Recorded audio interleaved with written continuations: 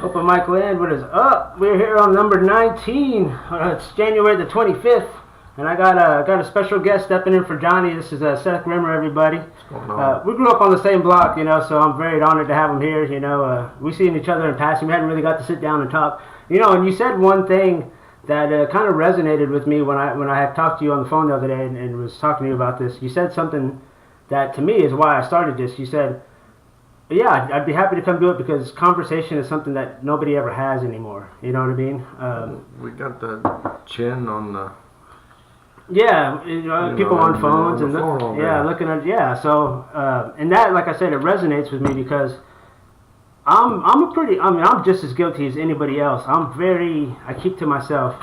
I'm a hermit. I go to work and whatnot, and when I come home, I stay home. I don't really go see anybody. I'm very bad. That's actually, like I've said a couple of times, that's kind of my New Year's resolution this year is to get out more. So doing this kind of a thing where I'm talking to people, cheers, man. Salud, yeah. And so doing this kind of thing, it's good, huh? Oh, yeah. It's got that honey flavor. That's sweet enough. It's great. It'll work. Jim Beam Honey, everybody should get some. They're not sponsoring us, but they could be happy if they do sponsor us. I would be happy as well. Right? But yeah, like you said, the lack of conversation that's out there, and that's kind of why I wanted to do it. If I could interview everybody in town, I would, because everybody has something to say, different stories, different people, and I was like, man, I don't have enough interaction with people, and that's what this is about. It's a rare, wonderful facet of life to hear other people's perspectives. Absolutely. How we see it all. Yeah, and or another way to see it. Yeah. So many times we get engaged with just ourselves, we can't see out. Oh, and I'm 100% guilty of that. I'm such a stubborn. Join the club. I'm such a stubborn person, It's like that's my view. But however, I do have a rational bone in my body that I am willing to see it from other people's perspective as well. So, and that's what this is a part of, Like for instance, I'm not the biggest religious kind of person. Like I walk a fine line when it comes to religion. Religion killed Jesus. Really? Yeah, you're right. I can't. That's what it says, There's faith and I love you. That's about it. Right.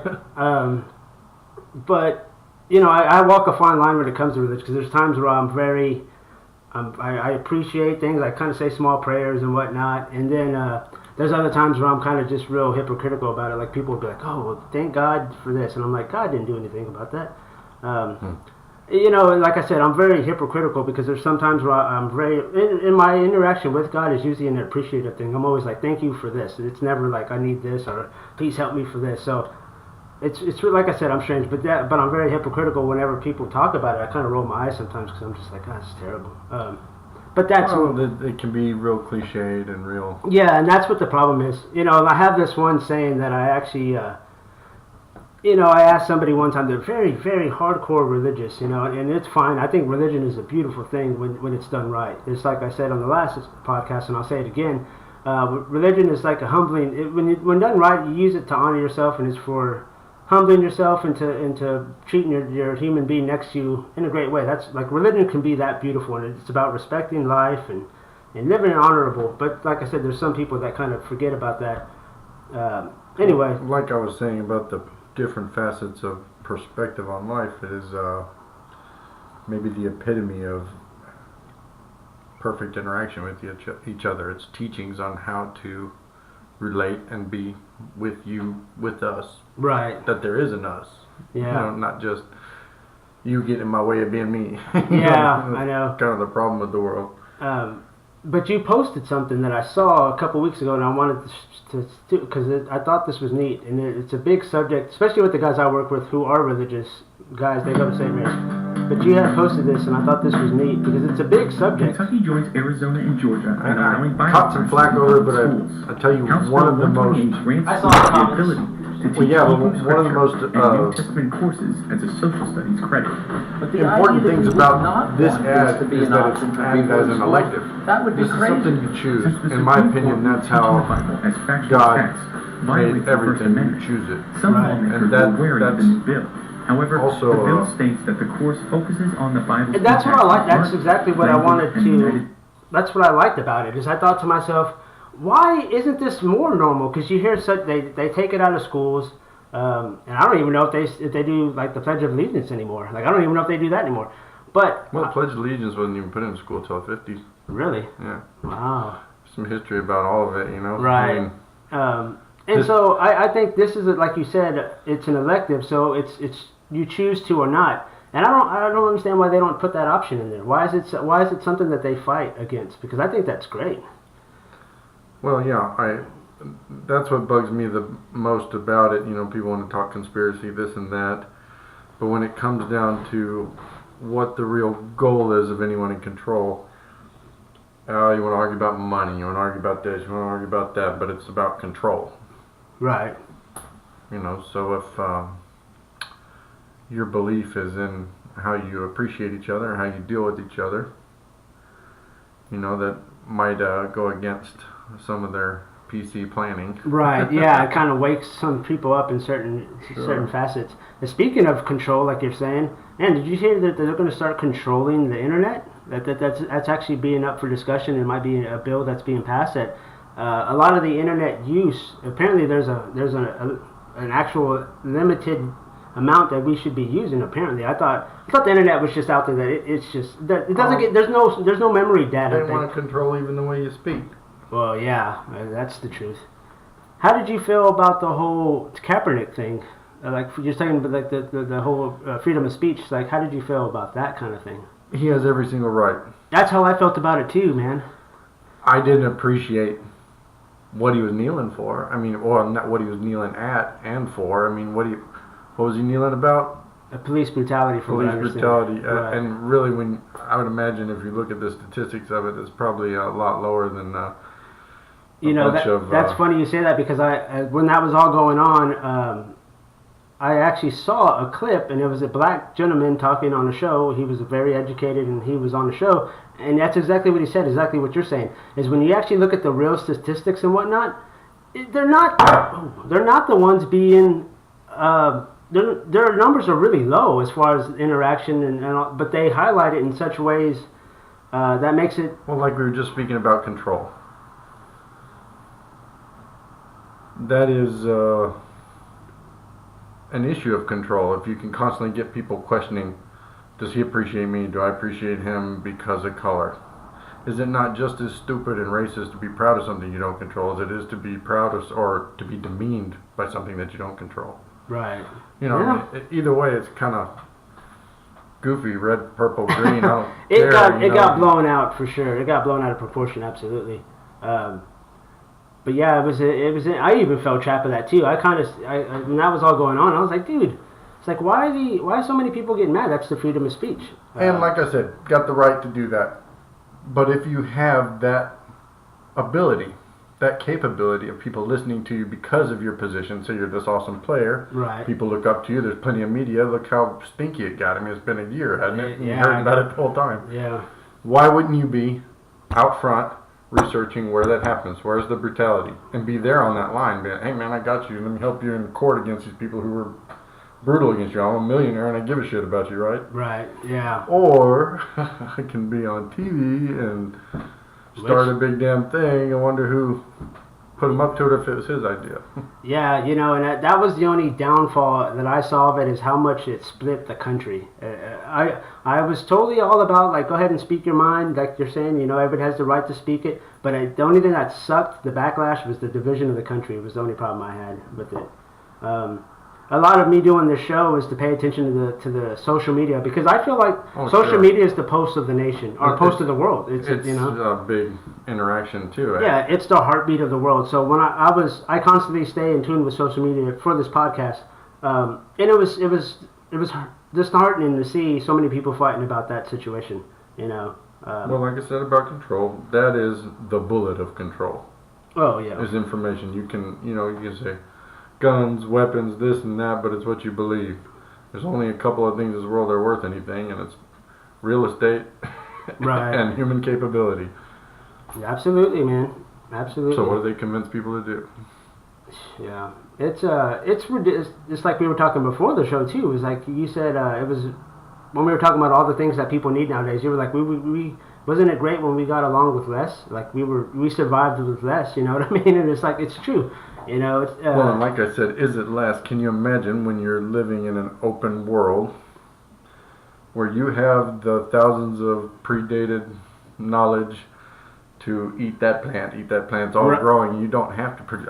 I think it's an amazing study to see where society has gone just since agriculture. yeah. I mean, for tens of thousands of hunting and gathering years. Thousands and thousands. Yeah. You know.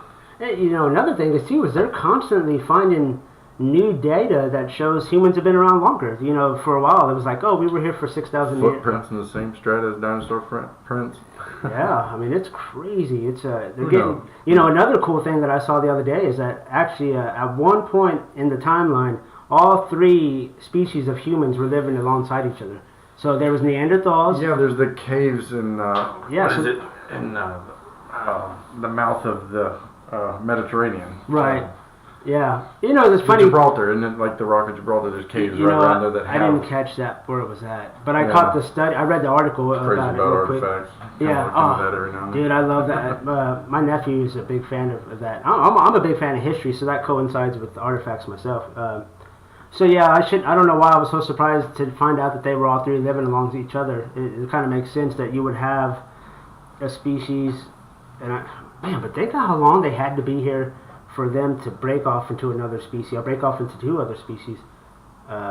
That's amazing. Anyway, but I think that's cool that they were all living alongside each other like that. That had to be something.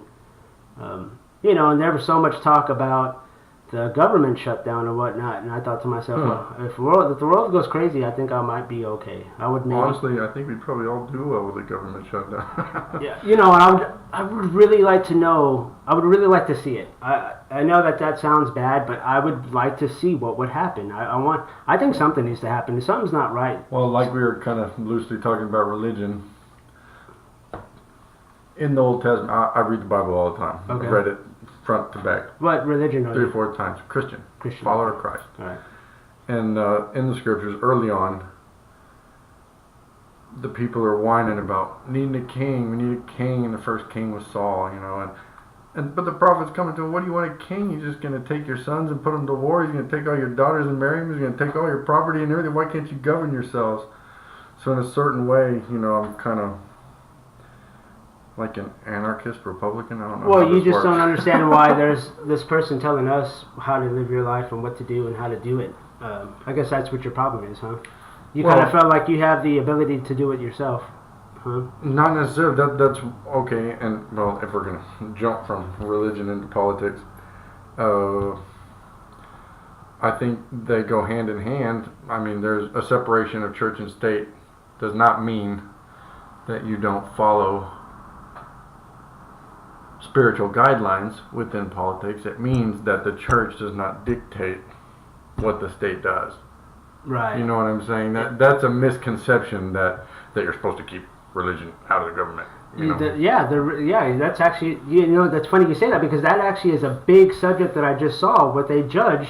There was a situation with a judge. He was doing this case with this woman. Apparently, it was a sex trafficker. She was sex trafficking her own niece, I believe, which I believe was some kind of a prostitution thing. Which is the fancy word for trafficking, if I'm not understanding. Anyway, but while this was all going on, the judge stops the trial and says, God just told me that she's innocent. Yeah, this was going on in the courtroom. This is, you know what, let's find this and talk about it a little bit more. But yeah, so this was going on in the courtroom, and he says, God told me she's free. You know, and apparently she was obviously trafficking this girl out, unfortunately. And so that was big in the media, and that's what the Did he conversation. get a good cut, or I don't know. I know he must have been getting something, but that was the big. Lord, Yeah, I think I'm gonna. good 50 told me. She's free. She's good. Unfortunately, she didn't go free though. I think somebody realized no. There's overwhelming evidence to say that. The judge is probably like, I remember you. Right. I was caught up in your traffic at one Yeah, time. if I And I let hope you you don't go- say anything. That's not fair. Judge, I don't know that she did that. Yeah. So that was the big thing.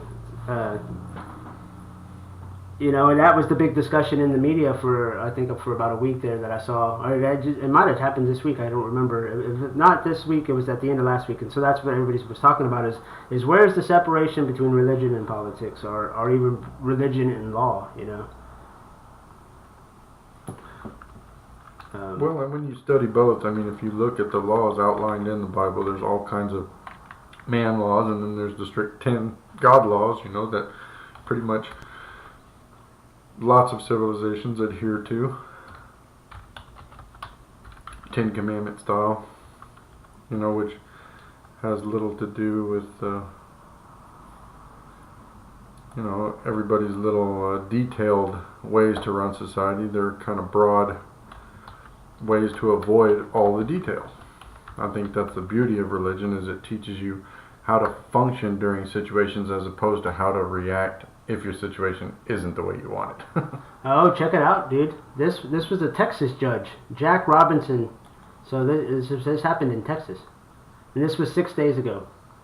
So I'm going to pull up the story here. Overly zealous Christian judge in Texas. Who would have thought? So I'll read a quick little brief in here. It says, Texas Judge Jack Robinson interrupted jury deliberations to tell the jurors that God told them the defendant was not guilty. Well, that could be powerful too. I mean, what if I believe in visions? I believe in communication with God. What if he just whacked him and the guy just couldn't hold it back? Like, oh, I gotta say it. Right? Yeah. That's pretty awesome, but I mean, what do you do? Oh, this says it in New Braunfels. Judge Jack Robinson apologized to jurors for the interruptions, but defended his actions by telling them, "When God tells me I got to do something, I got to do it." So it's almost like you said. Well, there are a lot of intricate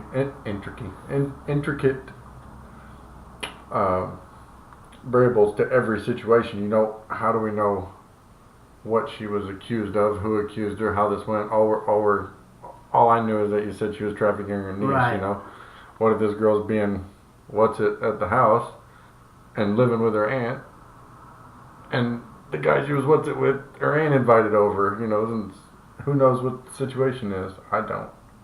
Now here it says, however, since the defendant was accused of child sex trafficking, I suppose you could argue that God's missive was a statement against interest. Oh, God's admission of her missive, permissive. Statement against interest. Yeah, that's a Comal County judge said God told him to intervene. Yeah, that's crazy. Might be a little over the top there, Mr. Judge. Yeah, that made waves. Like I said, that was pretty huge. But I personally would not say, well, that dude's crazy, because there's so many people that hear that and they're like, that guy's crazy. God's not talking to him. I don't know. I couldn't tell you that as much as I might be like, that's crazy, but I can't say that he didn't. You know what I mean? And there you go about control again. Right. How do you render judgment on opinion without knowing the entire situation? Yeah, exactly. And that's unfortunate that we live in a world today where you're guilty. As soon as you're not PC. It isn't innocent until proven guilty. It's guilty until you're proven innocent. That's where we're living. That's also kind of a human condition from the get-go. Yeah, I'm pretty sure. Well, hence the need for innocent before proven guilty. Right. There's a need for that, because well said. You hear something and what's your first thought? Dang, that guy's yeah. done that. Well said, for sure. Yeah, that's a great point. So yeah, that was crazy when I read that story, and I thought to myself, well, who's to say that he didn't hear? You know what I mean? Well, and the thing that made me say that was his statement about, if God tells me something, I gotta say it. It wasn't, I feel this really strongly, and if I don't do it, I don't do it. It was like, I was told, I better say it. Yeah. I mean, he did. Of course, he could be very barmy weird. Who knows? He got himself notified or out there. That's for sure. I'd imagine there are plenty of people that were rightly pissed about that. Right. Yeah, I want to switch up the subject a little bit, man. And if it was my daughter? Right. Yeah. God knows what he's talking about. Well, I know. I mean, if I if got you you. knew the girl and she's really trafficking her, Right. and this guy's being weird and saying something, like I was saying earlier, brown, white, purple. Don't care. You come after my kids, you're gonna get all I got. Absolutely. You That's know? funny you say that. I just said that on the last podcast. I was like, it don't matter if you're Mexican, white, yellow, purple, green. If you're a dick, you're a dick. You know what I Yep. mean? It doesn't really matter. It's all on how you treat people. You got to treat people nice, and that's one thing that we like to stress on this podcast is humanity. Be good to people. You know, it's what it's about. Well, and reciprocity. Yeah. How do you want to be treated? What's the old rule? You know, I mean, You know, treat them the way you want to be treated. yeah, for sure. That's exactly how it should be, and there's a lot less of that. And against religion, because so many religions are against the enemy. You know what I mean? Right. But what did Jesus say? You know, you love your enemy too. If it comes to smack you, you let him smack you again. You know what I mean? It's kind of. That's kind okay. This, not to trump it out or nothing, but when you realize something is attacked on all angles, Jesus was attacked from all sides. Right. The good, the bad, the rich, the poor. Nobody wants to hear that you have to get outside yourself to serve others. I mean, that's... Yeah. Right. Yeah, man. I had a conversation one day. I was over here. You know, the guys, like I said, the guys I work with, they're very religious. They're every Sunday they go to adoration early in the mornings and whatnot. That's a big part of their life. And every once in a while, I hear they'll say things that, like I said, just at the beginning of the podcast, I'll roll my eyes about, and I just have a. But anyway, I asked them one time. I said, well, it wasn't them, but it was somebody that I knew. That I said to them, I go, do you believe in UFOs, or do you believe in Bigfoot? Like, do you think Bigfoot could have existed? And they're like, no, that's crazy. Why? That's just stupid. There's no way. And I go, well, then how are you so sure that you believe in your God? Like, isn't that me personally? I'm sorry if it There's offends you. videos of Bigfoot. I don't see any videos of God. Yeah, and that's what I was. I mean, I wasn't there's trying to evidence, be. there's all kinds of I stuff. wasn't trying to offend I know. anybody. I was just saying, if you could have such a strong belief in something that we all don't know about, but it's great to. There's feelings that I've left church on a Sunday and I've felt the Spirit. You know, as they say, the Holy Spirit. You feel different. I felt that, but at the same time, I question things. So for me, it was, how do you believe such a high power? But yet, when you think of UFOs visiting Earth, it's like, what? You're so quick to just say you're so quick to be like, there's no way. There's no way. I have a hard time with that. Studying science and stuff, when you get into, I mean, the sheer amazingness of the detail of very simple organisms in the planet. I didn't think that was some accidental explosion. It's unbelievable. What is the Fibonacci sequence? You know, the spiral? Right. Yeah. 1, 2, 3, 2, 3, 5. But that spiral shows up in all manner of creation. Galaxies, Atoms stars, almost look the same. atoms, Yeah. shells, Yeah. shells. flowers. There's all kinds of stuff that have that in their natural. Right. It's a design. There's a design. Think about the DNA, the helix, all this stuff. I mean, That's fair. Yeah, for sure. It's an interesting subject, man. like this phone, it can do whatever, can it? You pay a shitload of money for it to do hardly nothing all month, but it can do anything. Can you explain how that could have been made by some random explosion? You know, I mean, Yeah. it takes decision and it takes It's amazing. construction, it takes It's amazing design. to think where we've come from, a single cell organism. And I don't know. It depends on how religious you are. There's people who believe Adam and Eve, and then they don't believe in evolution. But me personally, I believe in evolution. So I think that at some point we were a single cell organism, and to be where we're at now, to be making, like you're saying, to be making that, I think that's. I think it's another perspective thing. It's multifaceted. When you think about, okay, religiously, faithfully, if you believe that God is all powerful, why can't that be his tool? Why can't evolution be a way he forces it to work? It's a good point. A lot of people, they don't want to. Unfortunately, there are a lot of people that I talk to. They don't want to look at it like that. It's either no or yes. Damn, this cup is going to be the death of me. It's I'll tell you, no is the answer. You know, everybody wants to know it. You Yeah. gotta know it as opposed to believe it. You know, what do you... no as in N8 KN. Yeah. Yeah. Sorry, I made a play on the no. Right? Yeah. But yeah, for sure though. It's interesting though. I think it's going to be. It's so much. We've learned so much in 50 years. You know, since 1950s to where we're at now in 68 years. It's going to be amazing to see what happens in another 68 years. Well, and like we were saying earlier about how do we do so well with less in prehistoric times? Imagine how much they knew that wasn't recorded, that wasn't on disc, that wasn't written So down. true, dude. So I true. mean, you think about how people survived all those years. I just saw a thing that said 95% of our history has been gone. 95%. So that's exactly like you're saying. Even written history. Yeah, exactly. Even like We the only know libraries in 5%. Egypt were burnt. You know, how many... The Dead Sea Scrolls are some of the oldest. You know what I mean? And that's... There's 95% of human history is lost. So there's so much we don't know. So much we don't know. That's an amazing point to come to. So Yeah. much we don't know. Absolutely, and that's the truth of it. Because we've been around for so long. I mean, and then the discoveries that we have found that have changed the world were accidents. You know, like the fucking Rosetta Stone. Like that was an accident. You know what I mean? The Mayan calendar. That shit was an accident. You know what I mean? Like all those were accidents. It's so crazy.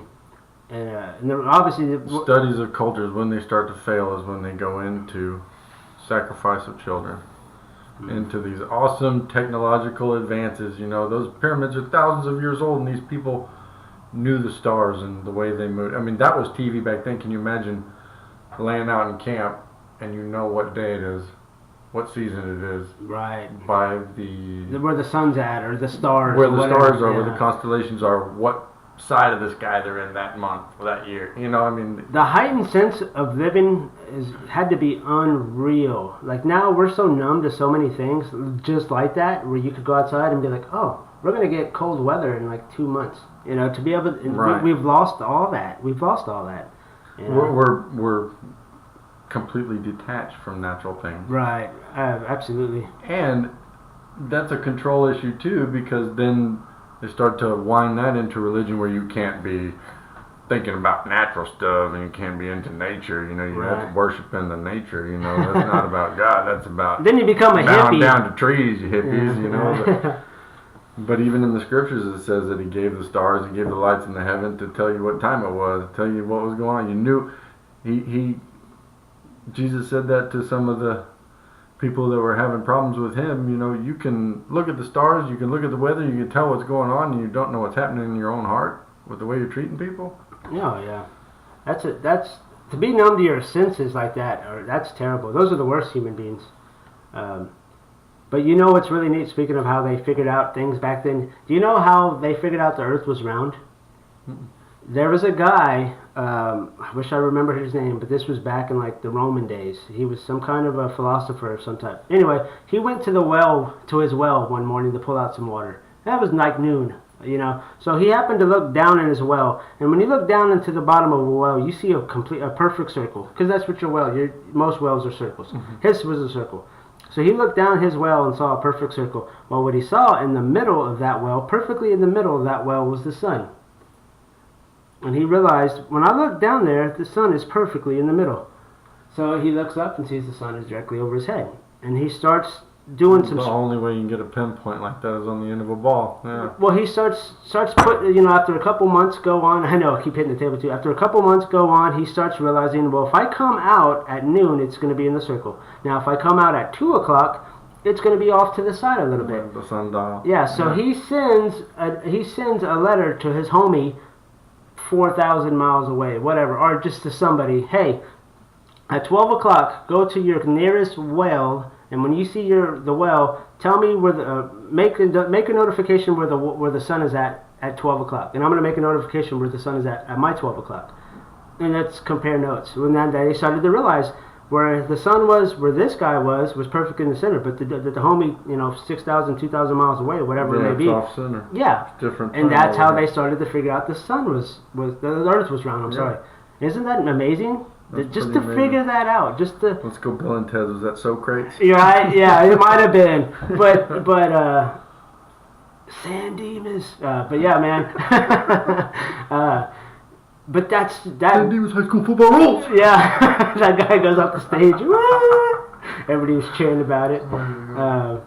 But that to me is when I heard that fact, oh, my mind was blown because it seems so simple, but yet so complicated at the same time, and that's just brilliant to me. That was so brilliant. That is an amazing part of a lot of natural things. Are simple in comprehension. Right. Of this does this to this and makes that, but then when you get into the intricacies of how all of this works and what is affected, it's multi-layered. I think it was Einstein maybe who said it. He said it's one thing to know something, but when you can explain it in the stupidest ways is when you really understand something, or you know what I mean. So simplify.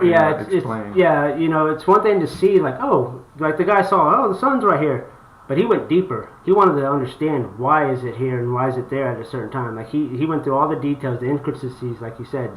He figured out the exact reasons why. And who's to know how? What if it was a remembrance thing at one time? He remembers because of some special event. It was at this certain time, and he was looking at, and it was at a different spot in this spot. Yeah, it just. So why is it a different spot in this? There's spot? just something in his mind that went. Yeah. It was amazing to me, and there's so many other things. It's like Einstein as well. Like when he figured out the theory of relativity, he was sitting on a fucking bus. He was sitting on a bus, and they happened to be an old school clock. The round clocks with the hands on it. He was sitting on a bus, I believe, and just happened to be looking at that clock, and he thought to himself, if we started hauling ass like the speed of light, that clock's hands are going to be moving faster than us, or just as you know what I mean. It's like going to be keeping pace with us, or something. So that's when he started to put the theory of relativity and as everything fast into as play. we're going, the time is still going the same. Yeah, it was amazing. It was amazing. Well, and how the increments of time are an invention. Right. It's amazing how people figure things out. That's an interesting aspect of religion too. The idealism of eternity. We think of destination, like because we start at this little and we go to this and it's over. You know what I mean? The linear time, as opposed to eternity, means now is always. It is always. There's no more time anymore, I guess, right? Well, exactly. That this is a small facet of your entire being. It's not beginning and ending. It's a It's a middle part of continuum, and not a middle part because there's no measuring it. Yeah, it's like you're saying, time is so important to us. At 8 o'clock, we got to be at work. 5 o'clock, we got to go pick up the kids. 8 o'clock, we need to be cooking dinner. By 10, we need to be asleep. When there's no factory conditioning. Yeah, when there's no 10, 2, and 4, it's your break system. That's why you eat 3 times a day, so that you're eating before you start. You're having a break in the middle of it, so you can rest, and then at the end of it, when you're all done, you get a big break. Right. Yeah. Factory conditioning. Huge. Industrial. One thing I hear... human capability. What's the one thing that's worth it? Yeah. When we're speaking about time, I want to show this to you because it's funny that it's kind of going in with what we're talking about. This guy goes 1 week without contact. I didn't watch it, but I saw a little deal on it. Yeah, and I thought this is neat because he ends up... let me get this started. Let me make this better for everybody here. I'm going to start it from the top. And I'm going to put the volume in so y'all can hear what he says. And while this is important, why I'm bringing this up is because, like Seth just said, when there's no, you lose track of time when there's eternity. But this guy goes a week without talking to anybody, and he says time quits mattering when you have no contact with anybody because there's no need for time because there's nothing. Anyway, but this is it right here. I'm starting to find it quite difficult to be honest.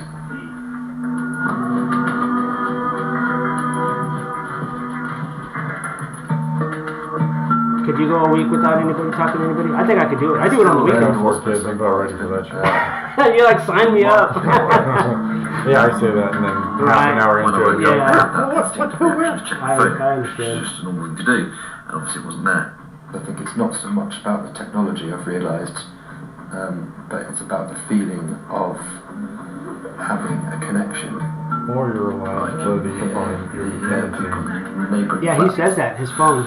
He brings that up. When you think about a lot I have to do something a bit more exciting, imagine. Quite jealous of that. cultures, It's almost like I'm not primal cultures, mentally prepared for like bed because there's not been a beginning and an Aborigines end. It's just been doing a walkabout. constant nothing. Yes.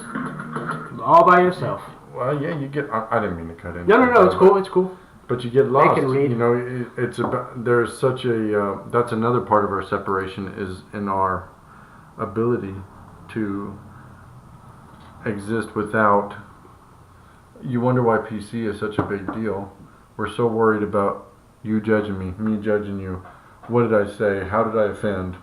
Wah, wah, wah, wah, wah. You know, 100 years ago, you'd have got knocked in the teeth for something goofy, you know? You know what's weird is being honest now is rude. What's up with that? I don't like it. I don't either. Because and there's plenty of things, like, how do you...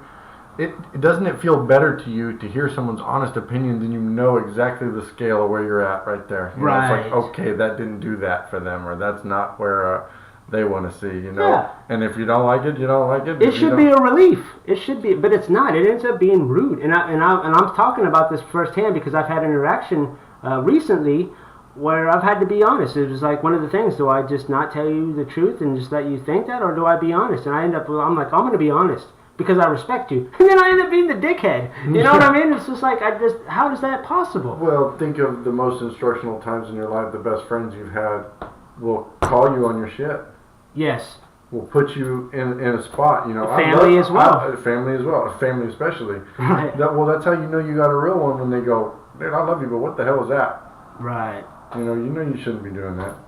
Yeah. And if you already know, and somebody makes it apparent, it's like, oh. Yeah, could you fool yourself into thinking, well, nobody's paying attention. Yeah. Or you get away with it because everybody goes, well, right. It's like the dude who's double dipping at the party, and you know nobody says anything, and eventually you just go, hey, dude, everybody else is eating too, so quit doing that. And then all of a sudden you're the asshole for calling them out, you know. See, that's. But I guess there's different ways of going about it. But still, you know what I mean. I'm lucky with that because I might get out of jail free card. I had that awesome wreck, you know, and had some brain damage, so now I can use that. You know, I have brain damage. I didn't double dip. You know, everybody's like, don't just brain. Just right. Let him do it. Actually, I wanted to ask you about that. I don't want to ask you about the accident because that to me, that's accidents happen. But, I don't remember that part. Oh, really? Yeah. Okay. But what I wanted to ask you about is what was the recovery process like for you? Like, was that a humbling? Was that an educational thing? Was that very humbling because. Were you glad you went through it? Was it something like You've known me a long time, dude. I remember you as the little kid in the neighborhood running around with jean shorts that had cut jean shorts. You know, barefooted. Was I a shy or a cowardly young kid? Not at all. So that was one of the, like you said, humbling parts of it for me to. I had to get on this crazy robot machine to help me walk. It was amazing. And I would have cussed it. I would have hated it. And luckily, my father was there with me, and made it apparent to me that it helped. In the first time I even used it, and I'm sitting here cussing this damn thing. Was it something like this? When you say a robot machine? Not as. Because I saw this the other day. It was a little more like that, not the shoulders and arms, but it was.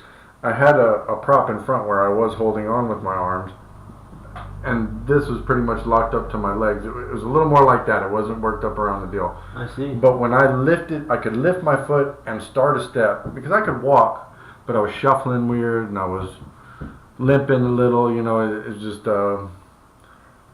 This is kind of like it. So but when I lifted my leg and moved my foot forward, it would take the step for me. Okay. So I could. It was muscle memory, trying to have your muscle. Exactly. It was trying to show yourself the routine. Well, and that was an interesting part of all the therapy too. Is it became pretty obvious that they do not know how you're affected. Wow. And they're hoping to see where you link up and where you hit what will, like you said, will engage your memory or physical memory of stuff like that. For instance, I lost my sense of smell. That's the only thing I lost in the whole deal. Still? Yeah, my left eye is super dominant now. It's so I could cut one right, a nasty fart, and you wouldn't even know. Dude, the scariest part of it, one day I was watching the kids at the house, my wife left, and we have the old gas heater. Oh, so the propane and shit. Couldn't smell it. Oh. My son had got up on the toilet seat and turned the damn thing on, and you have to light it, you know. It doesn't right. Yeah. And luckily it was a summer day, and all the windows were open, the house was open, you know, and my wife comes, it smells like gas. And the thing was full on. I never would have smelled it. Wow. So little things like that. Yeah. That's humbling and that's one thing that has been a difference in the way I act now. Is I was always laid back. I was a kid, and now I'm like OCD as hell. Like everything, I'm incrementing everything. Right. You're real organized or something, or what? I'm just paying attention to detail. Okay. Just being a little more aware. I was curious about that because I know when you go through something, even just being simple as being sick for a week, and then you're like, oh my God, life is completed. You're like, I can breathe again, and it's just simple as being sick. And I was just curious to know the impact that had on your life from now for the rest of your life, because you've gone through something so hard. I've said it a couple times, and it's the best, worst thing that's ever happened to me. See, and that's.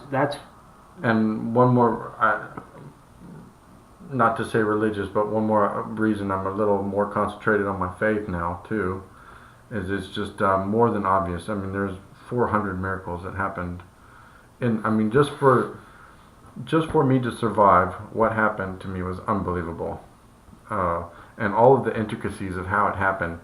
The first miracle where I was out on Loudon Road, Right. country road, and nobody ever out there, and in the middle of the day. This is right before lunch. Ooh. And the first miracle on that is when this happened, and I couldn't have been going too fast. The windy little country road out there. And I thought, later on thinking about it, I was like, man, I must have hit one of them wet, low water crossings and skid out. And a lot of people have lost their lives on that road. Oh, yeah. When I saw the pictures of it and everything, it was all dry. It was at one of those little low water crossings, but it was dry, and I laid the bike down the way I was supposed to do, and my safety training and everything, and you know how to do it. I wasn't wearing my hat. But the first miracle was that they had canceled the mail route on that road that day. And the guy who found me volunteered his time to finish that mail route out. So he was off time. So he was at a weird time. So he was right behind me. Wow. And he said I found out who it was, and Ray told me who it was. My dad? No, the mechanic one. My dad? Oh, my brother Reyes? Yeah, your brother. Oh. Reyes, sorry. Oh, okay. Yeah, and because he's a customer of his. Right. And he said I was awake. I was. You were calm, I guess, huh? Oh no, he said I was flipping out. It wasn't mad and yelling at it, but I was like, oh man, I'm hurt. I don't feel good. And this is that, and this and that. And he said, then I went over to the ditch and hurled real ugly and sat down and just passed out. Which is common with head injuries, they say. Oh yeah, and that was another part of the miracle of me saying how just for me to survive was amazing. And my surgeon, who's awesome, Krautheim. Shout out to Krautheim. Krautheim, what's up? And that was at BAMC or SAMC, whatever they call it, in San Antonio there. Right. And he was even wilded out about it, because when your brain moves half a centimeter, you're like wheelchair bound. This is like half a centimeter. Yeah, you have half a centimeter. Well, you have the potential to be seriously. That's not handicapped. A lot, man. Oh, that's not a lot, and mine moved a centimeter and a half. So Holy it was 3 times that, and I came right around. Overachiever over here. Yeah, or half-ass. I even half-ass death. Yeah, whichever way you want to look at that. Yeah. But and there's actually a great story I'll tell you in a little bit. My older brother sitting in there with me. All right. And he's about the grimmerest grimmer you ever met. Really? Yeah, I didn't realize you had an older brother. I thought you were the oldest. Well, I'm the oldest of this batch. He's my half brother. Oh, from okay. My dad's Good. first batch All of right. kids, and he's the grimmer. Cracks me up. And, so we're sitting, just to put it out there. We're sitting there, and Jennifer's walking by, my wife's walking by, and my brother's leaning into me. He's like, and while you're in here, don't worry about it. I'll take care of her. She'll be just fine. So, he's like, he's not real. He's just, so I'm flipping him off. That's great, though. Oh, it's great. That's how close and how much love there is there. Absolutely. We can go everywhere with each other. But so I'm flipping him off, and then the surgeon walks in. How's everybody doing today? All right. So this guy just saved my brain, That's when you're like, let me roll back that. Yeah. But it's kind of amazing that.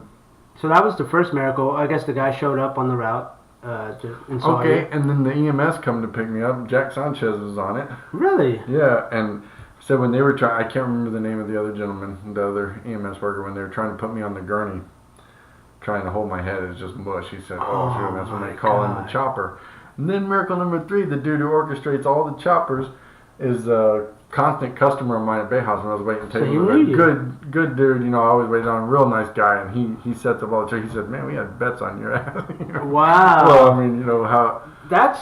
I gotta say, that me personally, if I'm in a situation like that, it would be nice to see familiar faces. And now, obviously, you weren't probably coherent about it at the time, but you probably were. You just don't remember it being that. Well, exactly. Memory. What do I have of the memory of it? Right.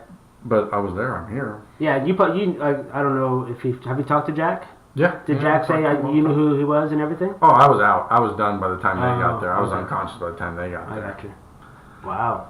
And. That's nice that they knew. Yeah, you. well, I mean, just as long as I've known you, I've known Jack, you know, I mean, yeah. from school and everything, and he said they were sweating it. They didn't know what the heck. Yeah, Can you imagine? Tough. That'd be tough. And the state trooper, whoever he was, that gave me the ticket for excessive speed. And you got a ticket for that shit? You gotta be kidding I went to the me. court. The judge was smart. And he threw it out. You know, Fuck, it's like, good. come on. I mean, I couldn't be going. I mean, I guess I really could have been hauling ass in moderate traffic on Loudon Road at noon. You know, weaving in and out of traffic, right? Just tearing it up out there. You know, I mean, I'm a real rocket man. Right. That bastard give you a ticket. You gotta be shitting me. Oh no, and I even paid it and everything, and they gave it back to me. You know, but yeah. Yeah. That's cold. Well, he's about toast anyway. That's cold-blooded, dude. That's cold-blooded. Well, you got to do his job, you know. Yeah, that's true, but still. You know what the MS guys call you know, the motorcycle, donor cycles. Donor cycle. Yeah, that's true. I'll tell you. But that was another interesting part of the miracles was, like I said earlier in the therapy, they have no idea how you're going to respond or how you're going to be affected by it. Seeing so many different people of different ages in this program with me. everybody's different, huh? Everybody's affected differently. Everybody had different injuries. Everybody had different outcomes, you know. And so the therapists were something that was so amazing, and not even the doctor-y people, but not that, I mean, they were amazing too, but I'm just saying the structure of the people, it's kind of like society as well, you know. You got all the aspirations of being the big money makers and the people who are wheeling and dealing and the doctors and the lawyers and the this and the that, but who's going to scrub your damn toilet, you know? Are you going to piss out behind the tree? You know, there's a lot of intricacies, you know, who's going to take your plate off the table, you know, who's going to serve. Right. It was really interesting to see the people who worked, how much they were involved, because you know they weren't making $1 million. Because you were there for a long time. You weren't there for a day like or 7 two. months. Yeah, so About you 7 saw months. the everybody has a job there. The people who were integrated in this small help, I mean, just the ladies serving us food, the ladies helping us get from our rooms, get to here and there. Every single one of them had a family story or something that, you know, has happened to somebody in their family and how much that they wanted to help us. And that's gorgeous. I obviously I know exactly what you're talking about for the fact that my mother got really ill and was in the hospital for about a month and a half. Nothing as long as your stay. But I got to see, like you're saying, there's a network going on there, man, of so many people, so many moving parts.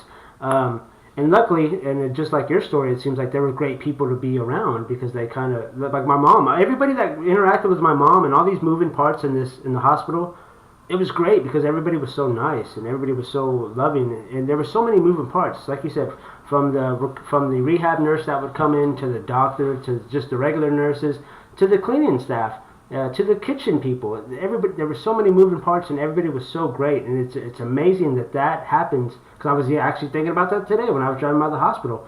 How many moving parts go into that system, you know, to help so many people? Society is very detailed. Very. And if you don't want to be there, it makes a pain in the ass. You know what I mean? It's the people who want to be there and want to help. You know what I mean? Put a hand in. Regardless, I mean, we talk about politics, we talk about religion, we talk about all of it, but there's two basic people. Like, that's one thing I love about the teachings of Christ. You know, like when the children are trying to come to him, and the apostles are like, keep them back. You know, it's just, no, let the children come unto me. If you can't come in, if you can't realize the kingdom like these kids, if you can't see this from a simple, loving way, what does it matter That he even said, you got faith to move mountains and heal the sick. If you don't love each other, what the hell is it worth? Yeah, man, I love that. I love that. I love the two things you said there: simple and loving. I love that because that's Well, it should be that easy. It should be that easy. That frames a very simple way to look at. There's, a way to look in at what am I getting, or there's a way to look out, like what do they need? What can I do? What am I capable of?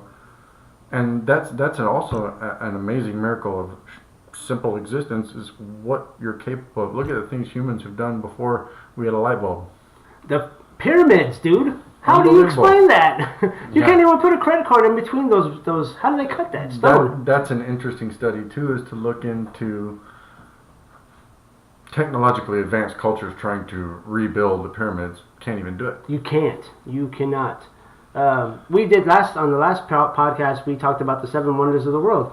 There was stuff on there that I was thinking, how do they do that? Then you can't even do that now. Well, you can do it now, but it's almost damn near impossible. So the fact that they could do that in fucking 100 BC or AD, whatever it may be, that's amazing. That's amazing to me. Oh, what's the stone?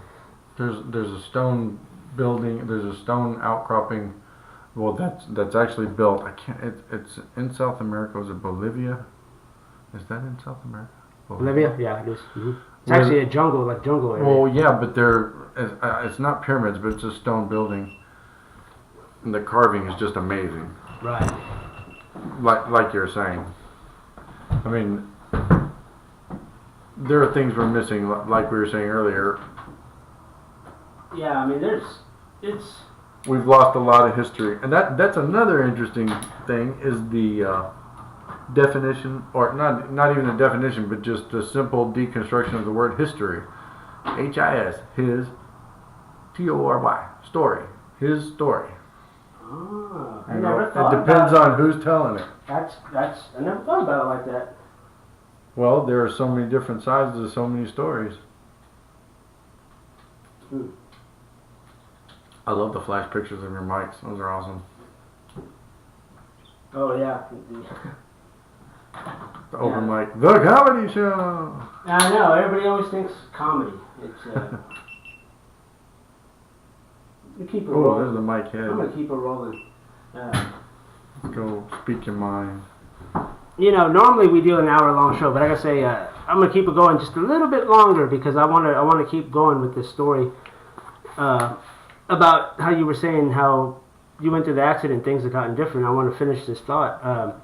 So what is your life like now after the fact? I mean, do you taking advantage of everything now, or is it still at that point to where you're just so much thankful for so much more? You have to be. Well, exactly. The appreciation level is immense. The humility is immense. I mean, you think you're in control. you think think your plans are what's going down. See, and that's where I wanted to get to is that's kind of, I said it earlier. It's kind of we're so trained. We're so industrially programmed for reward of how we act. If you do this right, you're going to get this thing. If you la-di-da-di-da, you know what I mean? And instead of appreciating what you have, we're constantly looking forward to what we can get. And I'll tell you, the appreciation level I have of my wife and kids, and just the capability of being able to experience that is amazing. And it seems simple because everybody's experiencing everything at one time, but I mean, that has to be what it comes down to. Well, it really, you get a different level of appreciation for sure. Because that's what I was wondering. When you're so caught up in what is my reward, what am I working towards, as opposed to every day, everything you're doing, enjoying it. You're looking that way. You're not realizing what's right here, what you got. Exactly. Right. About perspective. Yeah. Just test that word again. Perspective. Perspective is a big damn deal. I know. It'd be nice if there was more of that. Oh, there's so much more of that. Well, and I think like we were talking about the PC thing. There are politically correct. There are correct things. In my opinion, there are ways to act. that you ought to act. Not so much mandated by any kind of forceful law, but they are. It's eternal law. This is one reason why I'm faithful and adhere to spiritual guidelines, because there is and there is not. You know what I mean? It's not a matter of if you do this, what you want can come along. There are guidelines through the scriptures that show you if you do this, this is what's going to happen. This is what you're going to get. It's a reward basis again, but it's on a spiritual level as opposed to on a physical level of what do I hold and what do I own and how do I feel worth this, worth that. What do I adhere to and how do I serve and how do I help and how do I lift up as opposed to draw in, suck from, take off. Take. That's the word. Take. Everybody's what you can take. It's an interesting subject, man. I gotta say, religion is something. I mean, we talk about it pretty often. Well, and I think even the word religion just makes it. There's so many connotations to the way we speak, to what we believe about. So, what's your thought process on so many different religions? Like, what is your thought process on that? Because you got like Buddhism, you got Catholics, you got what is that? Presbyterian or whatever, Lutheran. Oh, so many different titles. Yeah, well, there's 400 something different Christian faiths. You know what I find really odd is that, and this is going back into history, is that when you look at histories like the Mayans, the Egyptians, the Vikings. I mean, you could name so many different cultures out there. And they didn't have any interactions with each other because there was a lot of cultures at these times. There wasn't no social media. There wasn't no internet. So these cultures that had nothing to do with each other. They were just all around the world. And one thing that really, really, really gets me is that all these religions, all these cultures who don't have any interaction with each other, there's no kind of communication with one another, all their gods were from the sky. Are the sun of some type. So how was it that all these civilizations who have never had interactions with each other, so they've never influenced each other, but yet all have gods that are from the same location? Now that's fascinating to me. I think that's a part of our lost history as well. It really is. When you think of the way we're brought up, differentiating between spiritual and physical, how spiritual is just hokey pokey, weird hippie stuff. If you believe in this or you believe in that, you know, you don't see it, it ain't happening.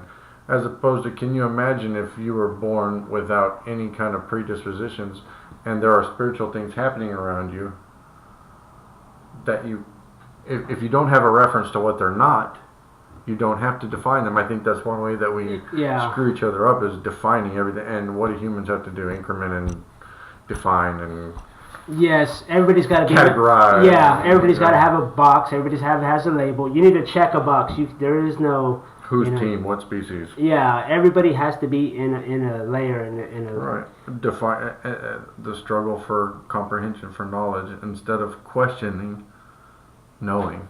You know, that we're back to the know word. Yeah. What do we know?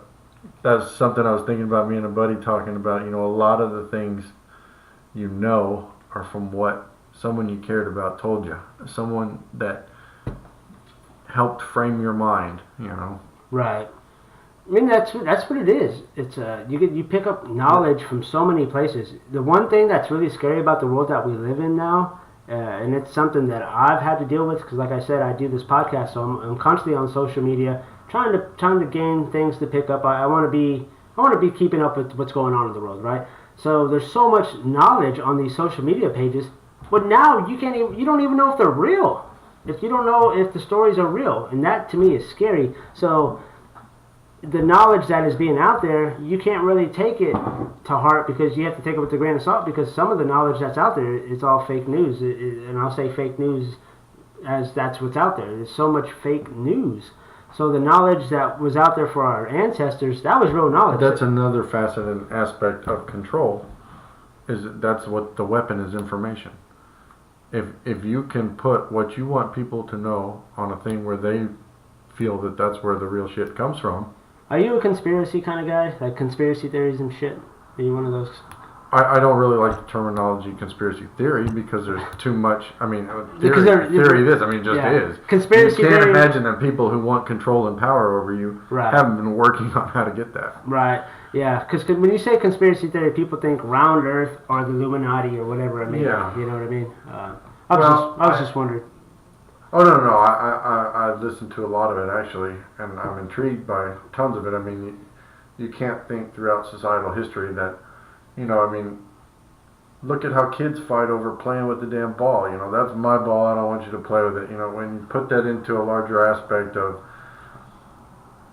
like you're saying, the conspiracy people want to think it's about money or whatever. Well, what is money? What is any of it? It's all been made up Yeah. to control human capability.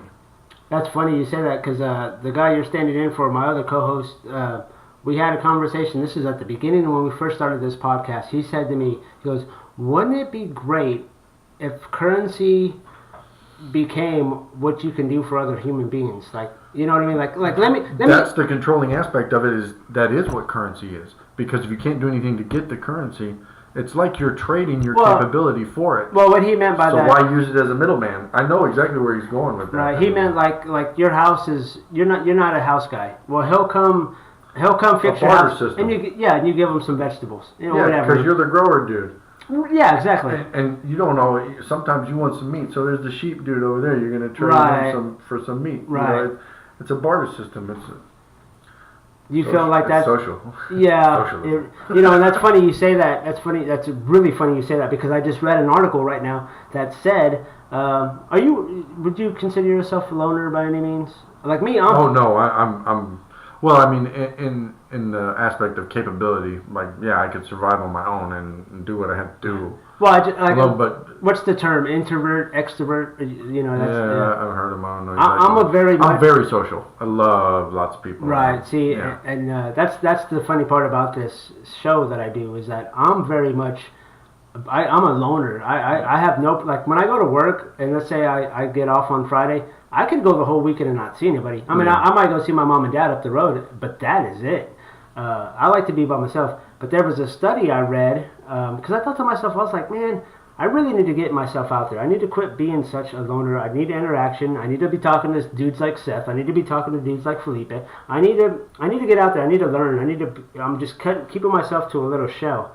And well, maybe this is an interesting avenue for you because you can do it without having. I mean, you can integrate with hundreds and hundreds of people without having to do the whole group masses, right? Yeah, you're right. You that could be it. That could. And I think people want to, especially conspiracy people want to talk about how technology is so crazy and all this.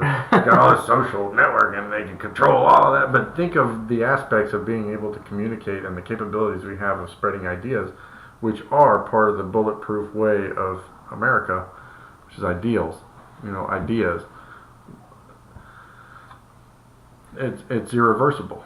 Yeah, it really is. You can. That's why these factions have been fighting throughout thousands of years. Yeah, war has been everywhere for every race, over for every the same damn things for the whole damn time. Is how you going to tell me what to do? You're right. You know what's even more crazier is to think that Genghis Khan killed so many people in his lifetime that he actually affected the carbon footprint of humans. Can you believe that shit? Genghis Khan killed that many people. That's wild to think that he killed that many people that it affected the carbon footprint. That's pretty wild. Yeah. I've never heard that. I think it's something like he killed like 10% of the population at that time, something along those lines. Now, 10%, you're like, oh, that's a low number, but 10% of the population of the world? Yeah, I'm not sure about it, but I think a lot of that had to do with not necessarily technological advances, but them assimilating different war structures from different cultures, riding the horses, having their archery, the way they had their bows made that were like compound nearly, Right. They were buffalo horn, like recurved. I mean, they were super powerful weapons Right. at super fast speeds. The Comanches rode like them, I've heard. Like, can you imagine all the wild stuff throughout history that's lost. That Seriously, so much knowledge, efficiency for how to do things with a very low amount of stuff. I mean, there's, it's like Ötzi. You familiar with Ötzi, who's that caveman that they found, or I don't want to call him a caveman, but he was that frozen gentleman that they found. Yes. Ötzi. Think about. Yeah. We don't know anything about that guy, but think what about. they think it was a gambling deal and all kinds of stuff, like a whole village. I remember reading about it. Yeah, it's pretty interesting. Just think of what that guy could tell us. And that was like a really interesting, like from Paleolithic into Archaic. It was like a transition time. He had some older weapons and some newer weapons, all in. It was like a weird transition. That's what was time. neat about him is that he had tattoos and everything, and he had, like you said, he had tools and weapons, things that they didn't think were around at the time. Oh yeah. Well, it wasn't quite the way they've had it defined forever, I'm sure. And another thing that they were talking about him is they actually found arrowheads in him. Yeah, and I think he had head trauma. I think he was beaten up. I think he was broken and all kinds of stuff. Like he was actually assaulted. It wasn't like So check it out. somebody came and got him. And I think where he was found, so I he pulled was up kind an of article. hiding out. Yeah, It was like a camp up in the mountains. From what I understood is he got into this confrontation up into the tree line, and then he started making his way up into the mountains to get away from whatever's going on. So so here's five surprising facts about Ötzi, the Iceman. And I guess this is what they put. Looks like an old chairman. Looks like a guy that'd be working at Luckenbach taking your tickets, And I enjoy the show. Yeah. Don't forget to take a picture on the Longhorn Order. This says he has living relatives. And buy yourself a purple camouflage Toby Keith cowboy hat. Yeah, every chick has those. I love those. I know. Every girl I know has those wickered ass fucking cowboy hats from I love Has when you see Luckenbach on the it. bachelorette party. Yeah. Woo! Yeah. It's her! He had severe health issues. And that's another thing, too.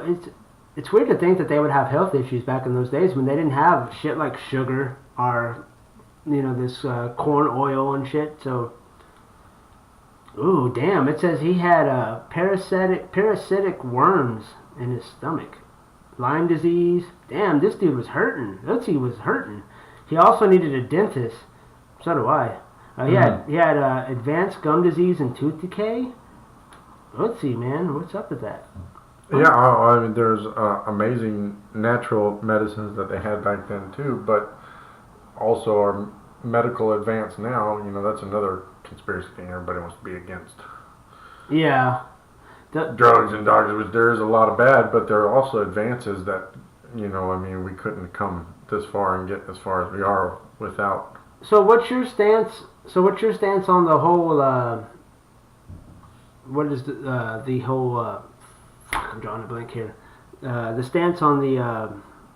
You get shots when you're born. It's a big deal right now. Vaccinations. What's your deal? My kids aren't vaccinated. No, really. No. Really. Won't do it. You just research the. Well, that's another thing. I haven't researched it yet. Yeah, well, that's kind of the thing. Like I was saying, it's about control, about information. That's the weapon, is the information. When you study up on how effective vaccines are, it's ridiculous. They have little to no effect. And not to mention, why the hell would you give a 2-day-old baby vaccination for something that he can only get intravenously or through sex? That's a good point. I'll be honest. Drug dealers. They're the biggest drug dealers there ever were. Big pharma? Oh, damn. Dude, seriously, big. It's another advance. It's kind of like how society, like I was saying earlier, how society has changed since the implementation of agriculture into full society. As opposed to, it's one thing people having a crop and living off of it, but when you make it a serious business, how it changes society and how it becomes a staple, and how that was the information weapon at the time. Why go out in the woods and pick this stuff that you know is good and fresh and hunt when you can just come in here and pick half the corn and I'll give you a quarter of it and you can eat it? Yeah, oh yeah. So you never have to go nowhere for your food. It's right here as long as you give me some of your human capability. Right. Here's an article that I found on the internet. Adderall, yeah, Yeah, that's a son of a just biscuit. just to hit home your point about how the real drug dealers are the pharmaceutical guys. Well, I'm gonna play this quick little clip for you guys. So when we think about methamphetamine, think about Adderall. Adderall is the attention deficit disorder drug that a lot of college students take. Same drug. Nobody's talking about. It's not the same drug. It's the exact same drug. The only difference is that methamphetamine has a methyl group attached to it. But we did a study in which we, along with other people, in which we tested the effects of a drug like Adderall compared He's to got dreads. He's a methamphetamine. smoker. They produce identical effects. They are almost There's identical another amazing chemically facet to in terms of the creation. chemical structure. They're What the we same could do effect. off of hemp. I know That plant that can not only feed you, help you medicinally, can make plastic out of the frickin' thing, can make clothes out of the frickin' thing. It's basically one of the most complete proteins you can get out of a plant. You could live off of this plant. You can make a house out of this plant. You can make clothes out of this Then plant. why is it illegal? Because cotton. Because all that what was the movie? What was it? Was it 30s, 40s? Reefer Madness. Yes. That was made by companies trying to knock it down. You know, it was a and I'm here. Our forefathers raised hemp. I'll give you the back. You got land grants for having a certain amount of hemp. I'll give you the because- backstory on this whole situation. Okay, just like Seth is saying, the reason why the Reefer Madness situation happened was because there was a gentleman who owned a paper company. This certain gentleman owned a newspaper company as well. So he was also developing paper and had a newspaper company. They were feeding into each other. Well, he realized that hemp was also a paper making source. Cheaper, easier. So he assassinated this idea by putting out propaganda on his own newspaper that he had, because he was developing a newspaper. So he put out the propaganda that hemp, was exactly like marijuana. As we know now, hemp has no properties of psychedelics at all. So marijuana and hemp are two different types of situations. But he put it in Reefer Madness terms: you smoke weed, you rape women, because that's what go nuts, you drive your car fast, you can't stop playing the piano. yeah, like you know, crazy. they had all these weird situations where people smoking weed and getting crazy. Well, it was to outlaw hemp. It was to put. I want to tell him just like Johnny Cash Yeah. is telling me right now. Fuck that noise, he's saying. So he put out the hysterics that hemp is like marijuana. So therefore, all these plastics and all these things that we're using nowadays that could be using hemp to make all these situations that would be biodegradable and would help the environment. It happened because of this dude, a douchebag, who owned a newspaper company, and that's the story behind why hemp is illegal. Well, also it might relate to it's a very easy thing to propagate. Like you could grow enough hemp to make what you wanted in a small property. So you know, it's not as easily controlled as these paper mills. Like who the hell's out chopping trees down and making paper? Yeah, you know, and unfortunately, if you want hemp in America, you have to export it. So it's a shame. I think they're changing it up a bit. Yeah. It's a weird situation. I've seen so many articles of in marijuana. Well, you know how they have the health shakes, the protein shakes and stuff? I'm very responsive to the hemp ones. I've tried the hemp ones. And a lot of them, you know, they feel thick. They feel like they kind of hang on you. That one feels like it gets me all the way. And yeah. Oh, that's good. I mean, people respond to different things differently. I just noticed. There's a lot of athletes that are using, I think it's called CBD oil, which is like marijuana, but it's an oil. So like I said, there's no psychedelic properties, but they're using it. Well, probably the worst way you could ingest it is smoking it. That's probably the most unhealthy way you could. Oh, you think so? Yeah, I think Right. eating it and tinctures and stuff like that. Right. You know, you get like all a the pop properties. brownie or whatever. Yeah. Okay. Well, there's a lot of athletes that are using it for their muscle sores, and it has no psychedelic properties, but they are banned on using it because of that. And I'm going to play one more video before we get If out. it works and the state doesn't have a patent on it, it's illegal. That's why it's illegal. They're not making money off of it. It's like, who was it, Mark Twain? I think it was Mark Twain. Said if voting really worked, they wouldn't let us do it. Oh, fuck.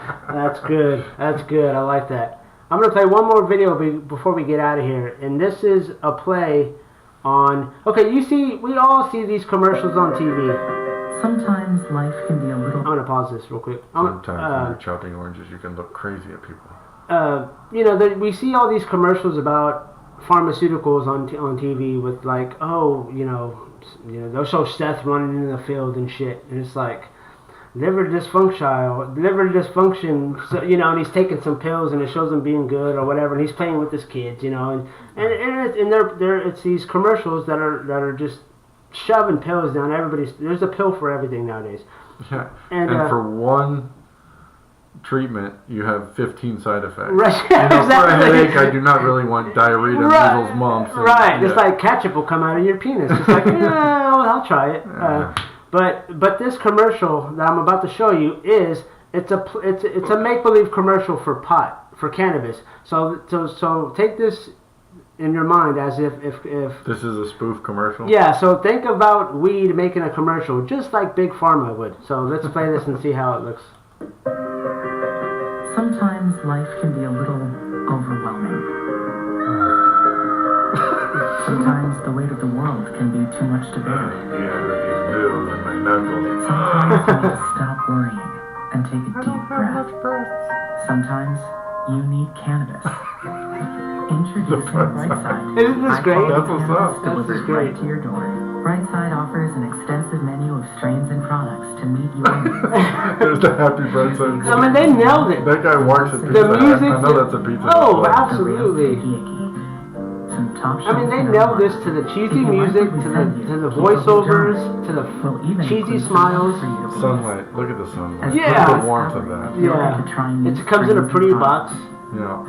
Side effects may include euphoria, increased appetite, uncontrollable giggles, elevated sensitivity to musical dopamine, and reduced anxiety. Tetrahydrocannabinol. That's what I'm talking Those are better side effects. Side effects? Yeah. You want to be eating and you want to be At least giggling. be You can comfortable. get it once a month, once a week. This guy It's a serial. This is a real company. fucking playing the guitar. I'm dancing. German. That's what's up. Hell yeah. Hey, look at my hand. This ain't no big pharma stuff. She sucks too. Ask your doctor if cannabis is right for you. She's drinking the juice box. Juice box. Keep it right side. So that's what would it look like if we had marijuana commercials on TV Oh, to compete with Big Pharma. That's good stuff. but we better make that illegal. That's another interesting facet to life is the war on drugs. If you think it's about controlling drugs or is it about controlling the profit margin?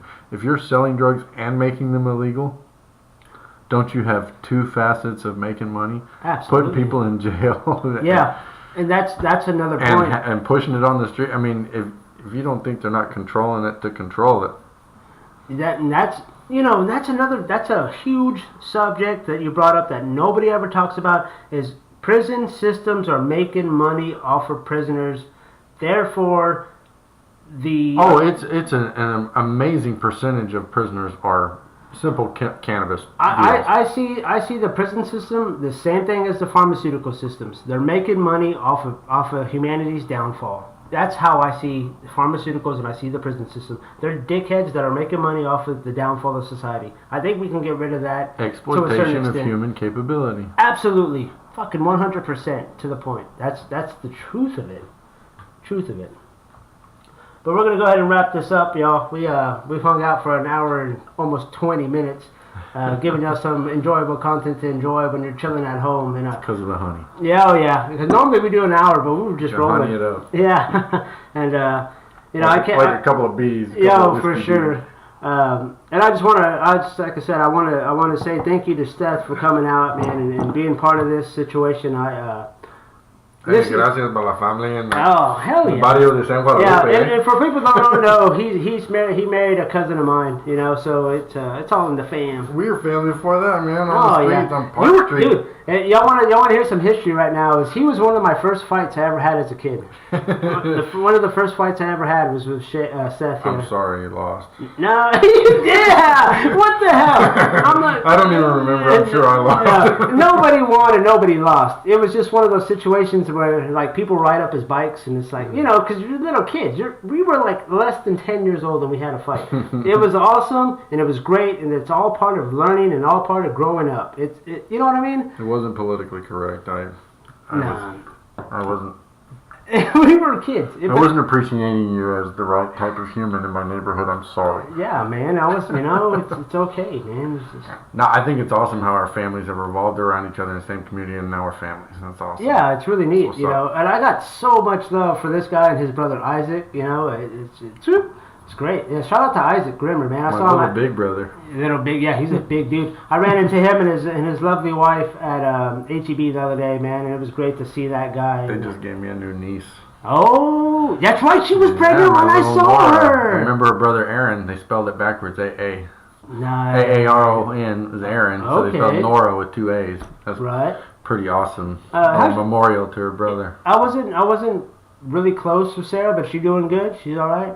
Oh yeah. Yeah. She's back in the States. She's living in Austin. Oh, was she a traveler there for a little Yeah, bit? well, her ex-husband was in the military, and she's been. So she was traveling. Yeah, with she him, huh? lived in Germany. She lived in Korea. Awesome stuff. You know, I wasn't really close with her, but we were all around the same circle, and I always respected her. She was one of those. She was a weird mid child, But- the middle child. She, I guess you could call, if you want to call it weird. To me, I No, I'm just being a jerk. Well, but My little when sister, you're she's weird. yeah, you're the brother. And you see, that's what you say. But I always respected her how she Extremely was. capable, extremely intelligent. Yes, I got that. Even in middle school, I got that. Like I said, I've never really talked to her, but I always respected who she was because she just seemed like one of those girls that nobody ever fucked with because she was legit. She was she But was she could tell you why not to. right. Real quick. Yeah, and so I got nothing but love for this family. I remember going to some like life, what was it, like Bible studies and stuff, and Yeah, it was the life. No, it was. yeah, Youth was it group. life? Yeah, okay. Yeah. And these guys were always there, and the mom. That was my first drug problem. Was my mom drugged me to church.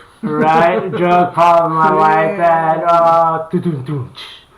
Anyway, but it's been fun, man, and I just That was awesome. I'm glad to be here. yeah. Glad to talk to you. All you viewers that tune in every week, man, I thank you so much, and I just want to give a real big thank you out to Erin Wolf, who we were talking about this today. I would have never done this podcast if it wasn't for her encouragement and her telling me I can do this, and I believed her, and here I am. We're 19 shows in.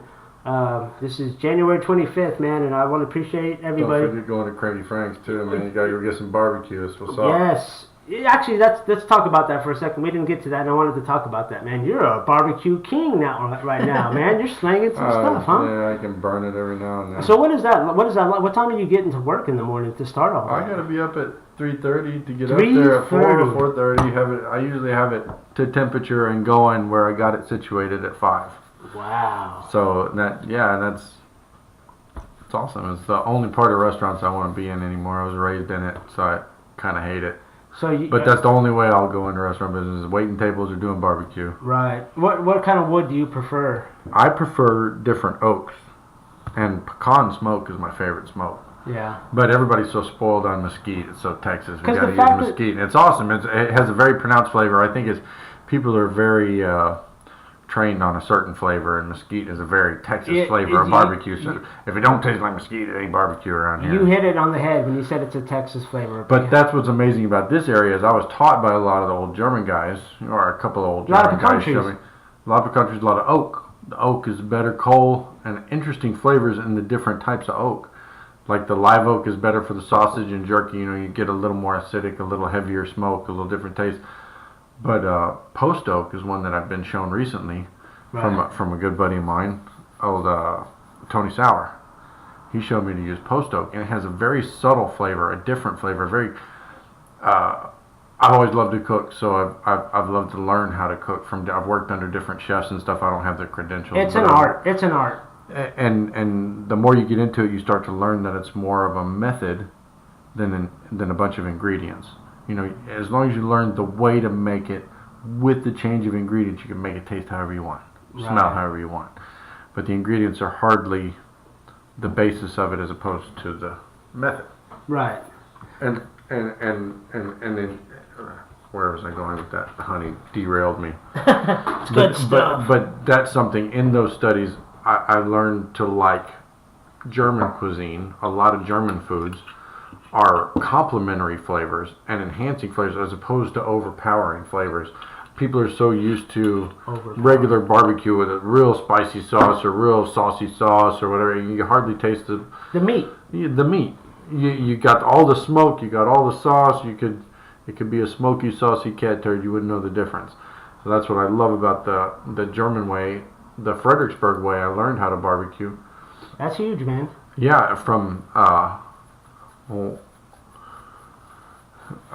Leroy Eastoncy helped me get Shout my out to get my friend Leroy. Leroy. That's what's up at Hondo's. That's the man doing barbecue at Hondo's. He's a Oh, good yeah. old dude. That's a cool guy.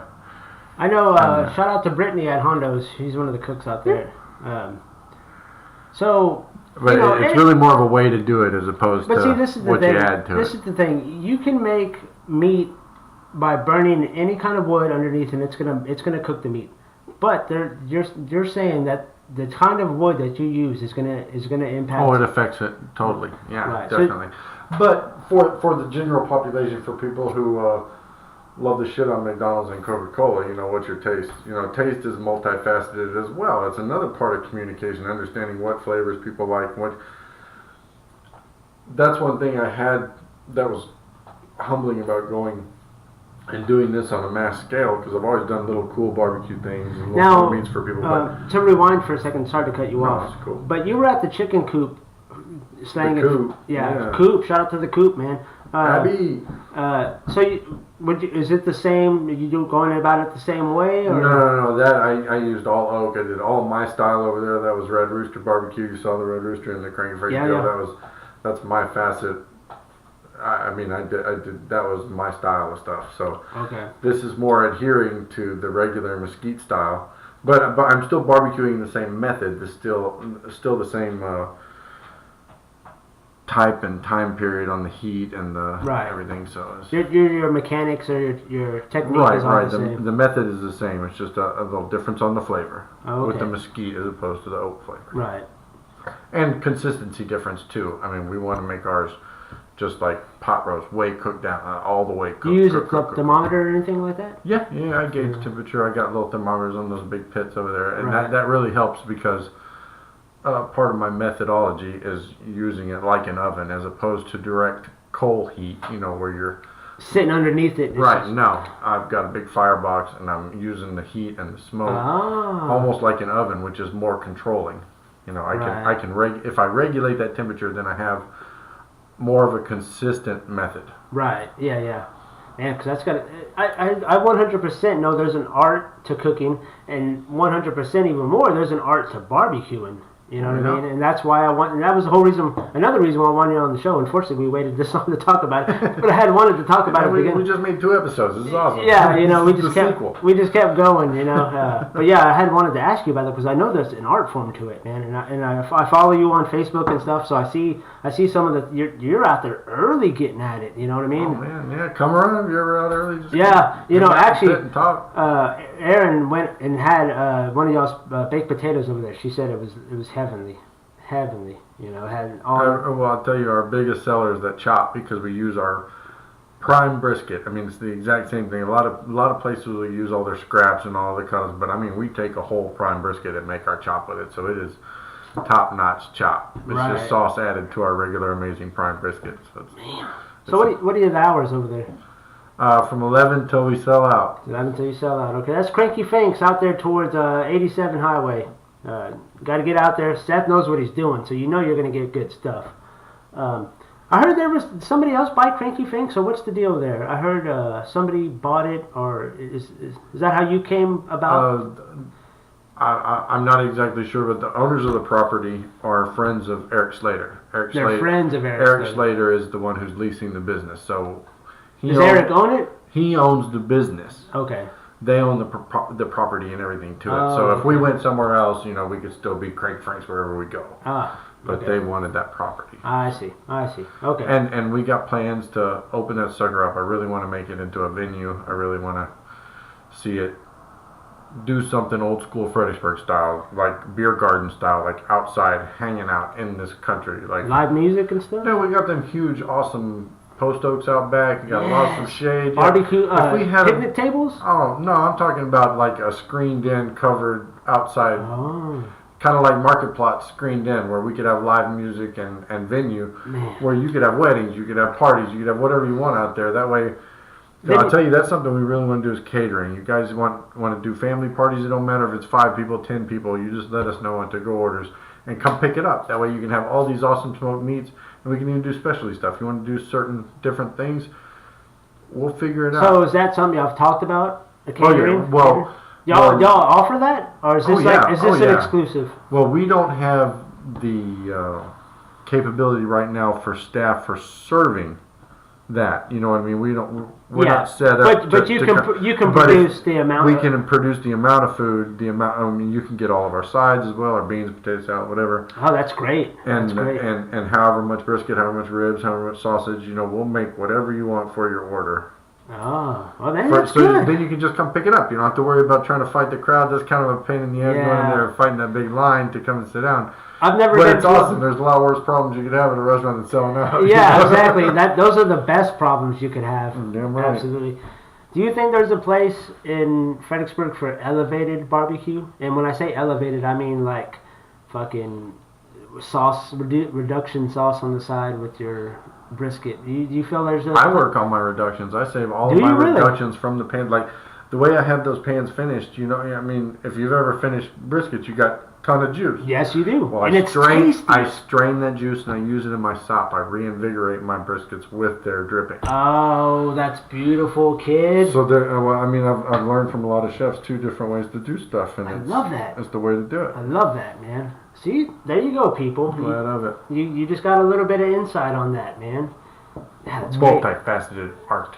Yeah, but it really is. I think, and honestly, if you're a chef and you live in the area and you want to be on the show, or you think you would like to be on the show, definitely hit me up, because I'm so interested in talking to the chefs, especially if you've been to culinary school and you're doing your thing now. I'm so fascinated with that art form, because we got to look up Asa. He's my favorite chef of all time, my number one chef. The reason he's my number one chef, I'm going to tell you this, because this story. Have at it. The guy got arrested, a public intoxication, and his first call was to me to tell me how to do the quiche for the next morning. Nice. You weren't worried about getting out of there. I was laughing my ass off. I was like, oh man, you're going to PA, you dumbass, whatever, blah, blah, blah. And then I was like, no, that's dedication. Fuck yeah, that is. Your first call, like your only call from Joe, was to make sure that the quiche was right. That's gorgeous. And he does Jenny's Burgers, best burgers I've ever had. You gotta go check out Jenny's Burgers. Is good. You know what I'm talking about, man. Well, you know who I'm talking about.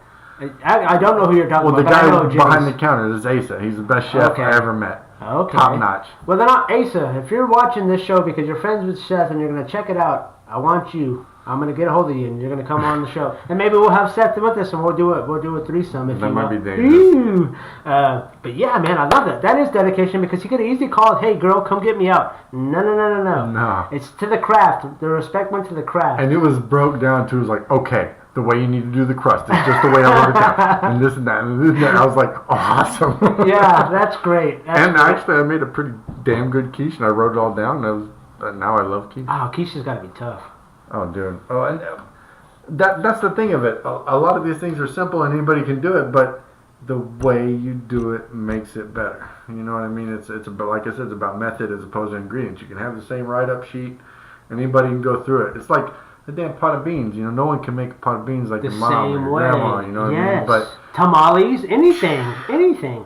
You're right, and that's why you can put something else in it. There's a spiritual, there's emotional, there's all kinds of things you can put in your cooking. From the beginning of time, we've been hanging out by fires with each other. From the beginning of time, and what is that common denominator? Comida, yeah. Which is food for y'all guys. For all you weirdos. Yeah, man, but that's great, man. And like I said, I'm just a big fan of the art form, and I want to have, if I can get a hold of a chef, especially in Fredericksburg, because this show is about Fredericksburg. You gotta have a cook-off podcast. That'd be cool. Dude, that would be dope. Actually, I would like to. As a matter of fact, since I've been getting into this whole editing process, I'm getting really good at filming, and I would love to do a cooking show. Even you, for instance, if you wanted to do a cooking show, I would love to film it. We'll have you breaking it down. Dang old barbecue show. Fuck yeah! I would edit that shit. All we need is a venue, though. We need a place where there's barbecue. You got all the stuff. I would film. The technology we have today, you just need your GoPro, man. Get your helmet and all. Hey, dude, don't be giving our secrets out. That's like a $3,000 camera right there. That costed more than my car. It's a GoPro, people. I'm sorry. It's a Hero 3. Right. What's up? Man, this has been a good show. We're gonna go ahead and wrap it up. I'm sure you gotta get home to your family, but Get man, home to my bed. with my yeah, family. you gotta get up at 3 in the morning. But yeah, this is number 16, y'all. Sorry, number 19, y'all. The 25th, and we're gonna head out. I'm gonna say what's up to Johnny too, the co-host with you. Haven't seen him in years. Yeah. Hi, Johnny. What's up? Yeah, actually, as a matter of fact, that guy was at a casino in Manila this morning. He's Yeah, I saw the deal because I got Bobby on my Instagram. I saw some of those deals in there. Yeah, so he's out there having a good time with Bobby and Bobby's What's up, Bobby? I miss Bobby too. I know, Bobby's man. Good, man. Yeah, always been a good. That's a good kid. Polly as well, Polly Waddell. I love you, yeah. Polly. Polly, one of the greatest That moms. was our. She was our dead mother. Yeah, she was our mom. You know, Dead mother. adopted all of us goobers. Yeah, so many good people in Fredericksburg, and that's, like I said, that's the point of this podcast, is to bring us all together. There's so many of us that don't see each other. Yeah, we have Facebook posts that we post every once in a while, but it'd be nice to be able to talk to one another and kind of see where everybody's at. So that's the point of this whole show. You know, it's an experiment, and that's what we're doing here. But y'all guys be good. So we're about to hit the weekend. Do something nice for somebody. You're out there this weekend. Somebody's at the checkout line. They're short a couple coins. Be the change you want to see in the world. Absolutely. I've always loved that. Banksy. Mahatma Gandhi. Is that who did it? Well, Banksy does so. does a spray painting of that too. I love that. But yeah, exactly. Like Seth said, be the change you want to see in the world. If you want niceness, be nice to somebody else. My whole little thing to you guys right now is do something small for somebody else this week before Sunday. Do something nice for somebody, and start it over next week. And do something before the week is over for somebody else, and keep it going. Humanity. #humanity. Y'all guys be good. We'll talk to you next time. We'll be back in another week with another show. Yep. Cool, man. Good talk. Good Yeah, show. yeah. That's awesome. I planned to go in an hour, but it was just so fun. I was like, oh, we got to Tell you, me and my older brother telling you how crazy